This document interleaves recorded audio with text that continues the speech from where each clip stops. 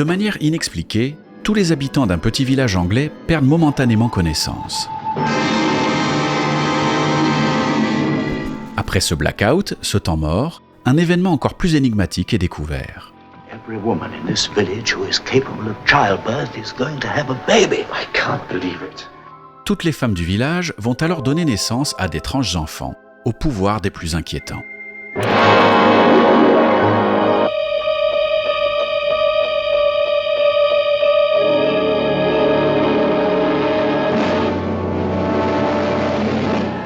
Si les films d'invasion extraterrestre sont à la mode au tournant des années 50 et 60, le village des damnés se démarque largement de la concurrence.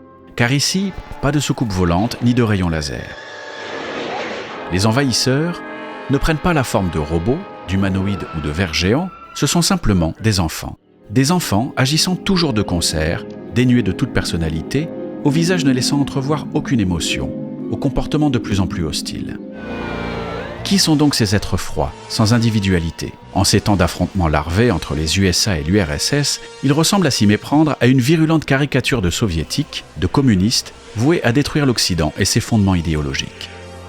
You must learn that we're determined to survive and that there's nothing you can do to stop us. You have to be taught to leave us alone. Au fin fond de la campagne anglaise, la confrontation entre les villageois et ces mystérieux enfants va alors prendre la forme d'une guerre froide, de plus en plus chaude. What I say is, it's got to stop. Meurs, pourriture communiste.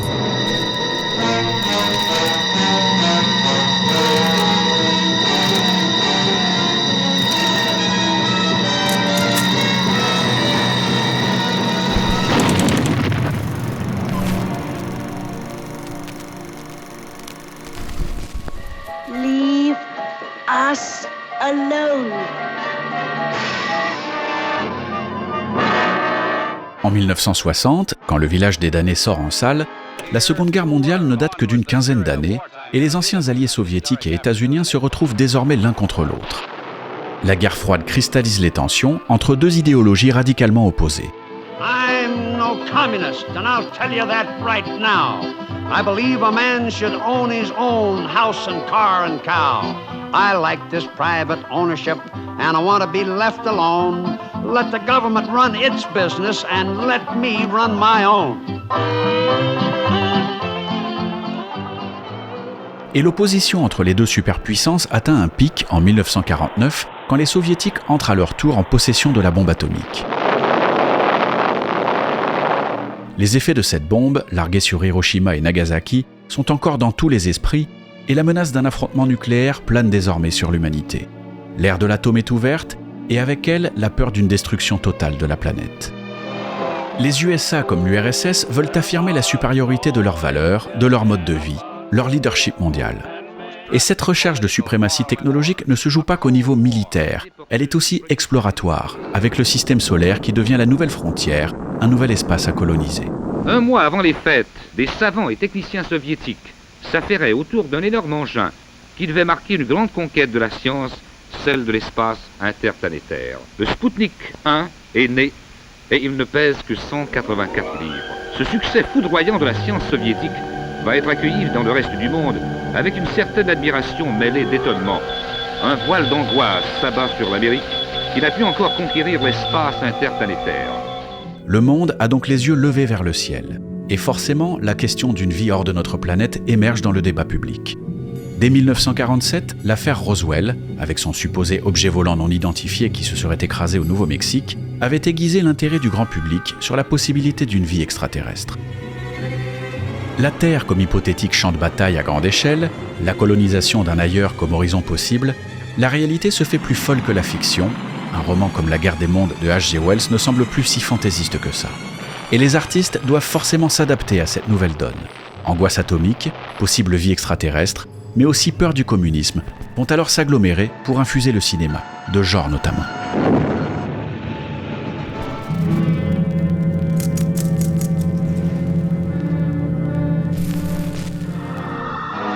Le film d'horreur et la science-fiction sont des genres éponges, propres à récupérer les angoisses de leur temps et à les réinterpréter sous forme fictionnelle. Et, sous les coups de boutoir de l'histoire, face à tous ces événements scientifiques et géopolitiques à l'œuvre depuis 1945, le monstre va changer de nature. Les mythes classiques, comme ceux sur lesquels se construit la momie de Karl Freund, sont mis de côté. Oubliez également le surnaturel pur, à l'œuvre dans Le Loup-garou de George Wagner, ou même l'exotisme du King Kong de Marianne Cooper et Ernest Schoedsack. Les postulats jadis fantastiques des films de monstres deviennent dans les années 50 plus science-fictionnels, en connexion directe avec les préoccupations et avancées technologiques de leur temps. Un processus de rationalisation est à l'œuvre. Les envahisseurs viennent désormais d'un ailleurs tangible, bientôt accessible, les planètes du système solaire. Et, en ces temps d'anticommunisme primaire, ce n'est donc pas un hasard si les aliens débarquent souvent de Mars, la planète rouge. The Martians are coming this way. We must evacuate the city. Mais les monstres se retrouvent aussi être la conséquence d'innovations scientifiques très contemporaines. L'atome, évidemment, devient l'élément déclencheur de nombreux récits. Dans L'homme qui rétrécit, la mutation du héros est causée par un nuage radioactif. Et une explication sensiblement identique est donnée dans Les monstres attaquent la ville, quand des fourmis géantes envahissent les États-Unis. A fantastic mutation, probably caused by lingering radiation from the first atomic bomb. Sur cette thématique, deux blockbusters du début des années 50, l'un états-unien, l'autre japonais, peuvent être vus comme des faux jumeaux qui racontent parfaitement la façon dont la menace atomique infuse le cinéma catastrophe et plus largement comment elle est perçue dans l'inconscient des deux pays. La guerre des mondes de Byron Askin en 1953 et Godzilla d'Ichiro Honda en 1954. Les deux films, malgré leur statut de films de science-fiction à gros budget, jouent la carte d'un certain réalisme. Très terre-à-terre, ils installent clairement une continuité avec le réel, et notamment avec l'imagerie de la Seconde Guerre mondiale. Les militaires sont au premier plan du récit, les champs de bataille sont particulièrement violents, et les victimes collatérales ne sont pas oubliées, des milliers de déplacés fuient les combats, des zones dévastées. L'ouverture de la guerre des mondes installe même le film dans la continuité directe des deux guerres mondiales. In the First World War, and for the first time in the history of man, nations combined to fight against nations using the crude weapons of those days. The Second World War involved every continent on the globe, and men turned to science for new devices of warfare, which reached an unparalleled peak in their capacity for destruction. And now, fought with the terrible weapons of super science, menacing all mankind and every creature on Earth, comes the War of the World. Plus qu'à un film de SF, nous avons affaire ici à un véritable film de guerre, qui n'édulcore rien de la violence des conflits armés modernes et reprend toute l'imagerie du feu nucléaire. 3, 2, 1. Le film raconte parfaitement la façon dont les États-Unis considèrent la bombe. L'arme atomique est vue comme un progrès scientifique permettant d'affirmer sa puissance, une innovation bienvenue permettant de se défendre face à l'envahisseur. Ou presque. Au Japon, le point de vue est évidemment quasi inverse. Le feu nucléaire n'est pas une réponse à la catastrophe, mais plutôt sa cause. Et Godzilla s'appesantit ainsi sur les effets dévastateurs de la bombe. Le film d'Ichiro Honda est pensé comme une réinterprétation des conséquences des deux frappes sur Hiroshima et Nagasaki. Le monstre fait office de métaphore de l'arme atomique, et dans les destructions qu'il cause à Tokyo, on retrouve toute l'horreur des bombardements de 1945. Mais le film travaille également un héritage historique plus récent en reprenant à son compte un autre fait, presque contemporain du tournage, l'opération Castle, le test d'une bombe H par les États-Unis non loin de l'atoll de Bikini, dans le Pacifique, en 1954. Le nuage radioactif provoqué par cette explosion va contaminer une large zone, touchant notamment un bateau de pêche japonais, dont l'équipage sera irradié. Et cet événement est rejoué presque tel quel dans l'ouverture de Godzilla.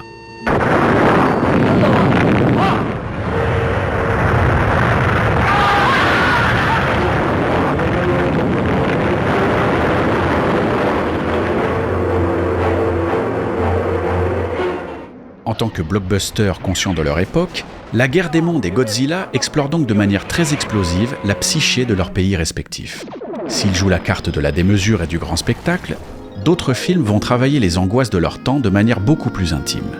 Dans Le village des damnés au Royaume-Uni, par exemple, l'invasion extraterrestre va prendre des atours beaucoup moins spectaculaires, se dérouler dans un cadre très champêtre. Now, the question I want to ask is this. Are you aware of life on another planet?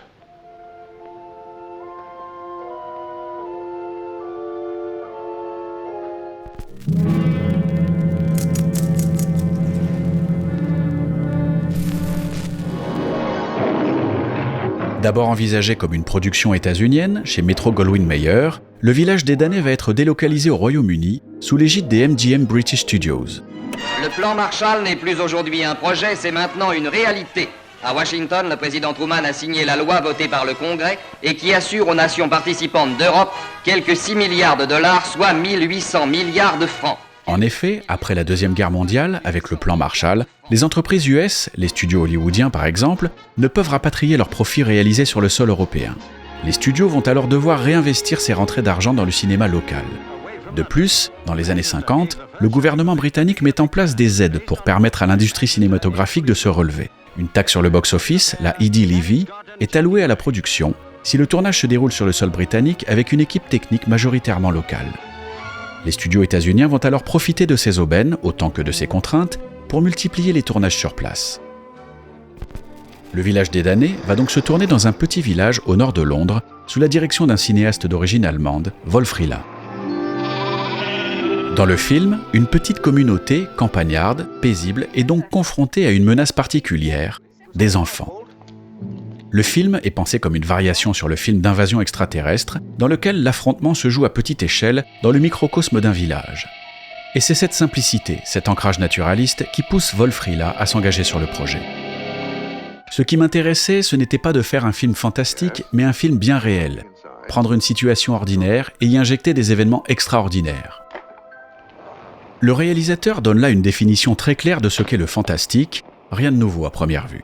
Ce qu'il veut sans doute dire, c'est que le cadre campagnard de l'intrigue détonne dans le genre, plus habitué à voir les monstres ou les aliens débarquer dans de grandes métropoles. En cela, Le Village des damnés prend la suite d'un classique des années 50, L'invasion des profanateurs de sépultures, réalisé par Don Siegel. Dans ce film, les habitants d'une petite ville californienne sont peu à peu remplacés par des doubles, produits dans des cosses d'origine extraterrestre. When they're finished, what happens to our bodies? I don't know. When the process is completed, probably the original is destroyed. Au sein de petites communautés où tout le monde se connaît, les films de Don Siegel et Wolf Rihla jouent la même carte. L'envahisseur prend l'apparence simple de tout un chacun, de votre oncle, de votre ami, et même de votre enfant. L'horreur se teinte alors de paranoïa. Dans les deux films, la monstruosité se cache désormais sous les traits de la banalité, d'une disparition complète des affects. You said I must hurry. Goodbye, Mother. Les codes du genre se renversent, la menace n'est plus personnifiée par l'altérité, par la difformité, mais par le double absolu. L'agressivité est remplacée par la neutralité, l'insensibilité des antagonistes est totale. You were born into an untroubled world, where everyone's the same. Exactly. What a world. Difficile dès lors de passer à côté de la métaphore anticommuniste qui émerge de ces films. Des adversaires dénués de toute personnalité propre, voulant détruire le mode de vie occidental, dotés d'un esprit commun. Voilà qui caricature parfaitement l'homme soviétique, à l'opposé de l'individualisme caractérisant le bloc de l'Ouest. Love, desire, ambition, faith. Without them, life's so simple, believe me. If you didn't suffer from emotions, from feelings, you could be as powerful as we are. En ces temps de guerre froide, la charge politique de ces films semble une évidence, même si elle n'est pas clairement revendiquée par les auteurs, bien au contraire, si l'on en croit Walter Mirisch, l'un des producteurs de L'invasion des profanateurs de sépultures. Les gens ont commencé à lire dans les images des significations qui n'étaient pas prévues. L'invasion des profanateurs de sépultures en est un exemple. Je me souviens avoir lu un article dans un magazine qui affirmait que le film était une allégorie de l'infiltration communiste en Amérique. D'après mes connaissances personnelles, ni Walter Wanger, le producteur, ni Don Siegel, le réalisateur, ni Dan Menwaring, qui a écrit le scénario, ni l'auteur du roman original Jack Finney, ni moi-même, n'y avons vu autre chose qu'un thriller pur et simple. Si le producteur réfute en grande partie la dimension politique du film, on ne peut évidemment pas réduire le discours d'une œuvre aux intentions de ses initiateurs. Films comme artistes sont aussi les produits de leur temps, des interrogations qui travaillent une société à une époque donnée. La lecture politique reste valide, une évidence même, au vu du contexte de l'époque. Et l'invasion des profanateurs comme Le Village des damnés circonscrivent parfaitement les tourments propres aux années 50. Mais, si l'on se concentre plus précisément sur le village des damnés, la métaphore politique prend rapidement du plomb dans l'aile. En effet, difficile de taxer le film de tract anticommuniste quand il nous explique que l'étrange invasion survenant au Royaume-Uni se déroule également en URSS. In the communist world, there were 2 timeouts similar to the one at Midwich. One at Irkutsk, here. Second, in the mountains of the northwest. All the children survived. Il faut alors requalifier l'allégorie portée par le film, moins binaire qu'à première vue. Comme le précise Wolf Rihla, son travail traite ainsi de l'idée plus globale de totalitarisme. Je pense qu'aucun d'entre nous n'en était conscient à l'époque, mais aujourd'hui, il vous rappelle les jeunesses hitlériennes, les enfants ariens aux cheveux blonds et tout le reste. Je suis convaincu qu'il s'agissait d'un sous-texte involontaire. Après tout, la guerre était encore fraîche dans nos mémoires. Mais aucun d'entre nous n'avait la moindre idée de l'impact que cela aurait. Les gosses qui terrorisent le village peuvent donc aussi bien être vus comme des gamins embrigadés dans les jeunesses hitlériennes que dans les komsomol, les jeunesses communistes de l'URSS. Pour l'invasion des profanateurs de sépultures, Kevin McCarthy, l'acteur principal, donne également une autre clé de lecture possible du film. Il l'analyse comme une parabole anticapitaliste en faisant correspondre les aliens sans émotion aux publicitaires travaillant sur Madison Avenue, à New York. A lot of people equated it with the McCarthy era, the business about depersonalization, people wanting not to have to worry about the world. What is or was it just a crackling good script? No, I think there was some feeling about. I thought, well, gee, this is about people who work on Madison Avenue. They have no hearts at all. These advertising people who just turn out material and sell things and do it unemotionally. But I don't know. I never felt that it had any political significance. It came afterwards. After the fact, people began to find it politically suitable. Le questionnement qui traverse ces films est clair. En l'occurrence, la peur du conditionnement, la crainte d'une perte d'individualité.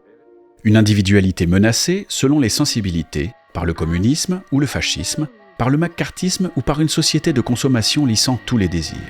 La même angoisse fondamentale donc, celle de voir son libre arbitre remis en cause.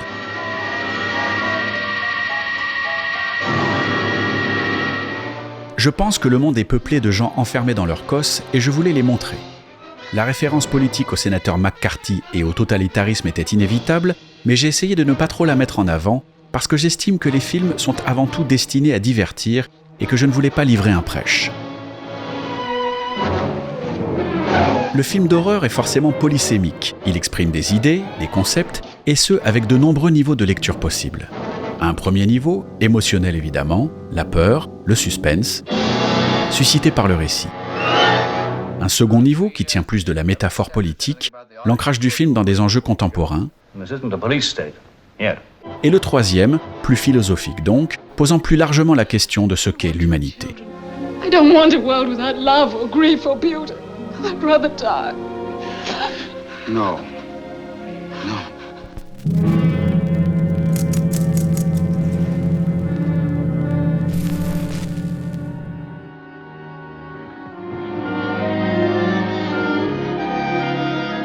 Dans le village des damnés, les personnages cherchent en vain une explication aux étranges naissances qui touchent le village. They may be a case of mutation.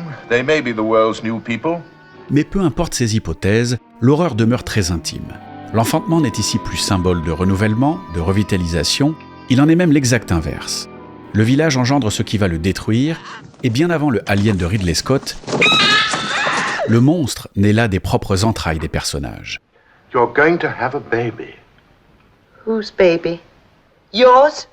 Does it tell me what kind of life is growing inside me, where it comes from? Le village des damnés crée alors une des figures les plus angoissantes du genre, le petit David, l'enfant du couple de héros.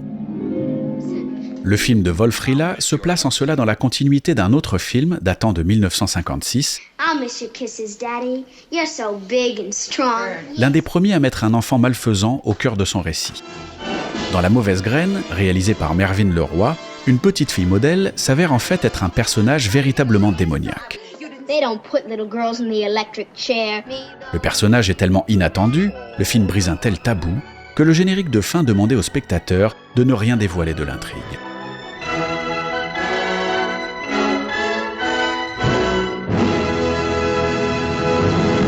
Et c'est cette idée d'enfant diabolique que le village des damnés va intégrer dans le cinéma horrifique. Le film de Wolf Rihla est un succès, et forcément, ce postulat va devenir un trope régulier des productions de genre dans les décennies suivantes. Le contraste entre un visage angélique et un comportement diabolique est des plus efficaces. Le concept même d'enfant se retournant contre ses parents est des plus effrayants. I want you to suffer the way you've made me suffer. De nombreux films, de la série B bien énervée comme It's Alive de Larry Cohen à la production plus prestigieuse comme le Rosemary's Baby de Roman Polanski par exemple, vont tirer sur le fil initié par le village des damnés, la preuve en images. Good children do get a bit boring, don't they?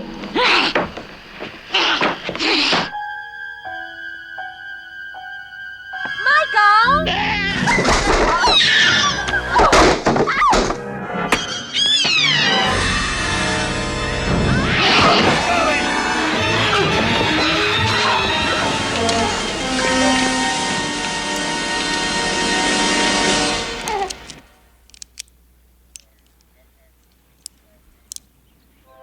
Le village des damnés bénéficie d'un budget modeste et Wolf-Rila va faire preuve d'une vraie inventivité pour faire ressentir à l'écran la monstruosité de David et de ses compères.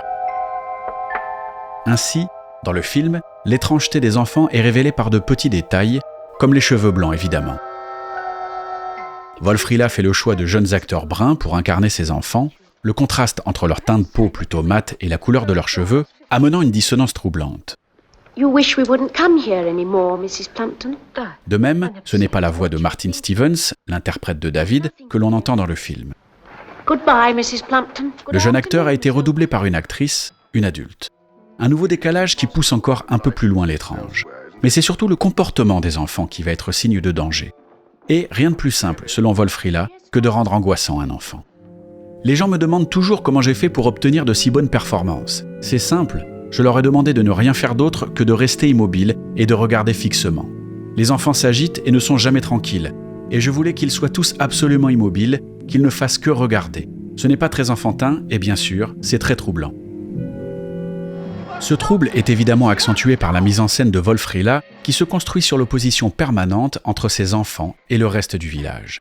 Avec une idée visuelle très simple, l'utilisation du chant contre chant qui fait bien comprendre, au-delà des dialogues, le conflit qui se joue dans le film. Dans un plan, les parents et le corps médical, dans l'autre, l'enfant. Wolf-Rila multiplie les plans englobant ainsi les villageois d'un côté, les enfants de l'autre.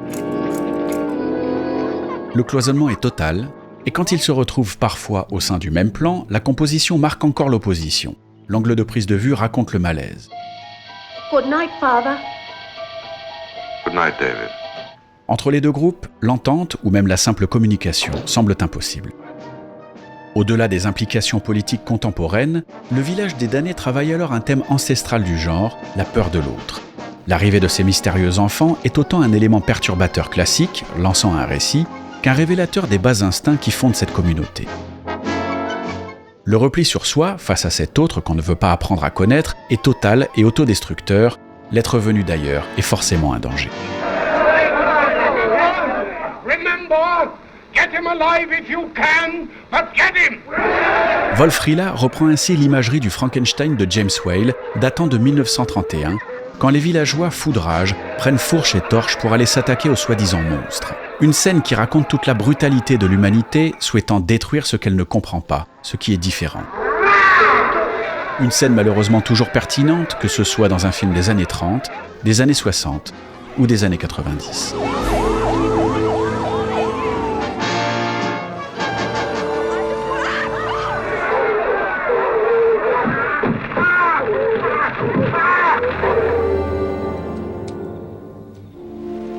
Is he in there? He's dead.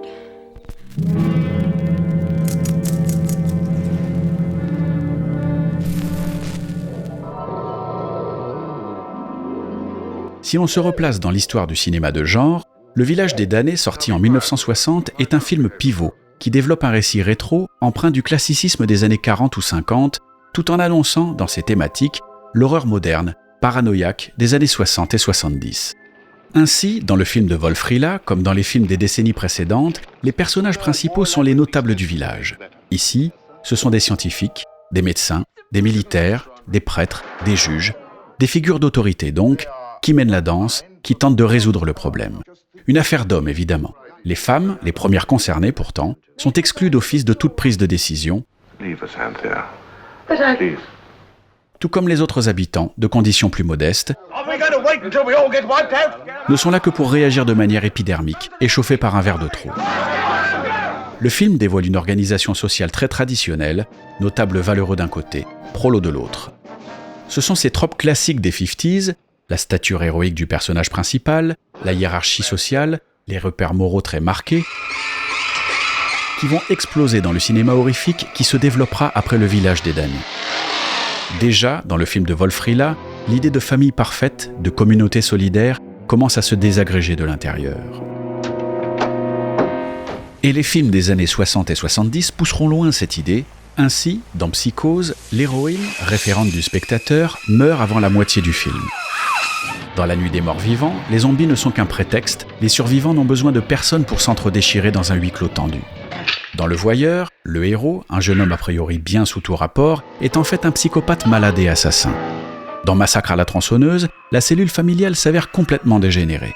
Et, en 1976, les révoltés de l'an 2000 poussent dans ses retranchements le postulat du village des damnés en nous montrant une bande d'enfants, sur une île au large de l'Espagne, qui n'ont qu'un seul objectif, tuer des adultes, et ce, même quand ils sont encore de simples fœtus. I can feel him inside me. He's killing me!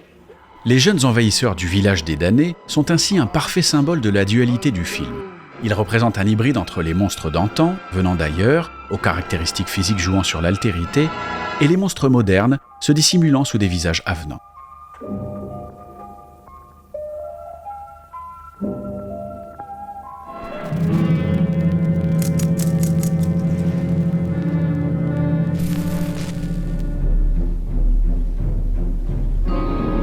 Une question agite depuis toujours le cinéma horrifique, faut-il montrer l'horreur ou la suggérer ? La suggestion est souvent vue comme plus noble, peut-être car, en évitant de montrer des chairs tuméfiées, elle ne choque pas les tenants du bon goût, mais aussi parce qu'elle rend plus visible les efforts de mise en scène, le travail du réalisateur à faire ressentir une menace implicite. Mais les films les plus angoissants manipulent généralement les deux idées, l'une menant à l'autre, la suggestion devant se concrétiser dans la monstration. Le maître absolu de la suggestion, Jacques Tourneur, finit lui aussi dans La Féline, après avoir longtemps joué avec les nerfs de ses personnages et des spectateurs, par montrer une attaque plein cadre. On attribue d'ailleurs à ce réalisateur l'invention d'un des effets que l'on oppose le plus souvent à la suggestion, le jump scare, ce jeu sur le sursaut plutôt que sur la peur larvée, ici dans la scène du bus.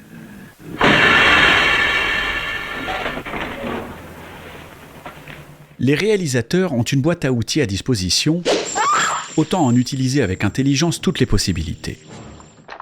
Et, pour en revenir au village des damnés, l'idée de suggestion est consubstantielle au récit. En effet, c'est justement sur la suggestion que repose le pouvoir des enfants. Le film tout entier est construit sur l'idée de regard. C'est par le regard de cette communauté que les enfants sont jugés, c'est par le regard qu'ils vont se venger. Cela pose alors une pure question de mise en scène. Comment représenter à l'écran cette force invisible, l'action d'une pensée sur une autre pensée ? Zoom et travelling symbolisent alors la mainmise sur l'esprit de l'autre, les mouvements de caméra suivent la pression mise par l'esprit des enfants, le montage s'accélère, le découpage se fragmente, pour montrer la disparition du libre arbitre. Et Wolf Rihla joue essentiellement sur les champs contre champs qui permettent de créer l'idée de cause à effet, regard, conséquence. Le réalisateur, malgré une approche souvent naturaliste, assume tout de même la dimension purement fantastique de son film en mettant en avant le regard lumineux, hypnotique de ses antagonistes. Pour cet effet spécial, diverses techniques permettant l'incrustation sont utilisées. Arrêt sur image, split à l'intérieur du cadre pour combiner images fixes et images mouvantes, ou plus simplement en demandant à ses acteurs d'être le plus immobile possible. Le film crée ainsi une image emblématique de l'histoire du cinéma fantastique, une image que l'on aurait très bien pu ne jamais voir. En effet, lors de la sortie en salle du Village des damnés, les effets seront enlevés de la version anglaise pour éviter la censure, ses yeux lumineux étant jugés trop impressionnants pour le jeune public. Il reste quelques images de ce climax britannique, il est donc possible de comparer les deux versions.